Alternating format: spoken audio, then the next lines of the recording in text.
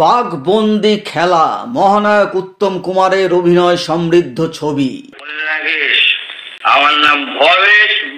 পীযূষ বসু পরিচালিত ও দীপঙ্কর চট্টোপাধ্যায় সুরারোপিত এই ছবিতে আরো যারা ছিলেন তারা হলেন সুপ্রিয়া দেবী, পার্থ চট্টোপাধ্যায়, মহুয়া রায় চৌধুরী, তরুণ কুমার ও অন্যান্যরা। ভিডিওতে আমরা জানবো বাঘবন্দি খেলা ছবিটি কত সপ্তাহ ধরে চলেছিল, কোন কোন সিনেমা হলে চলেছিল ও কিরকম ব্যবসা করেছিল।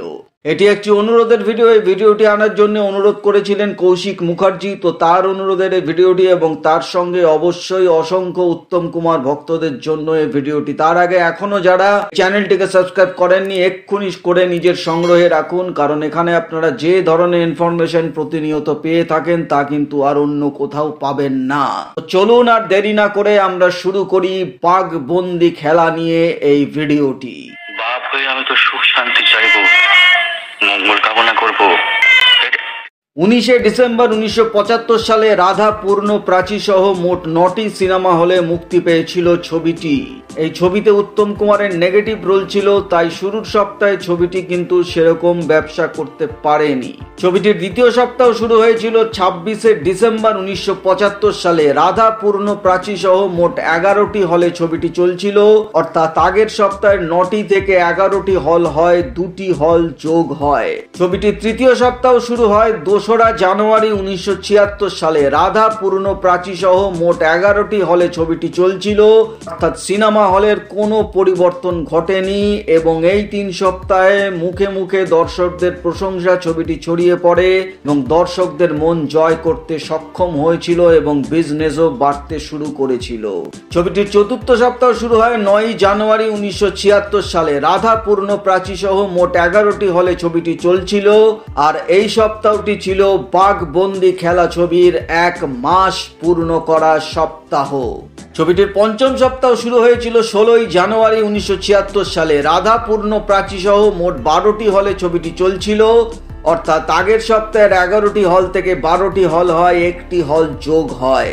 ষষ্ঠ সপ্তাহ শুরু হয় 23শে জানুয়ারি 1976 সালে। রাধা পূর্ণ প্রাচী সহ মোট 12টি হলে ছবিটি চলছিল, অর্থাৎ ষষ্ঠ সপ্তাহ সিনেমা হলের কোনো পরিবর্তন ঘটেনি।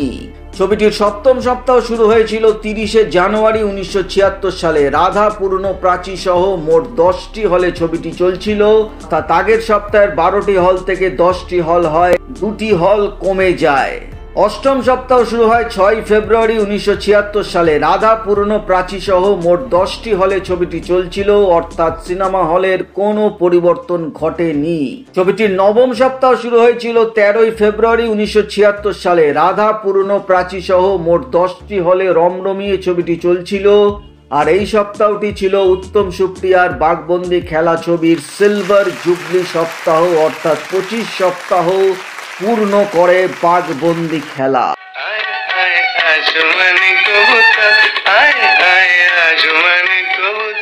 দশম সপ্তাহ শুরু হয় 20শে ফেব্রুয়ারি 1976 সালে। রাধা পূর্ণ প্রাচী সহ মোট 8টি হলে ছবিটি চলছিল, অর্থাৎ আগের সপ্তাহের 10টি থেকে 8টি হল হয়, 2টি হল কমে যায়। ছবিটির 11 সপ্তাহ শুরু হয় 27শে ফেব্রুয়ারি 1976 সালে। রাধা পূর্ণ প্রাচী সহ মোট 5টি হলে ছবিটি চলছিল, আর এই সপ্তাহটি ছিল বাঘবন্দি খেলা ছবির শেষ সপ্তাহ।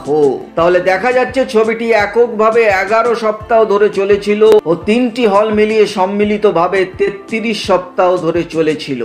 ছবিটি কম বাজেটের ছবি ছিল, 10-11 লক্ষ টাকায় ছবিটি তৈরি হয়েছিল এবং ছবিটি প্রায় 20 থেকে 22 লক্ষ টাকার মতো ব্যবসা করেছিল।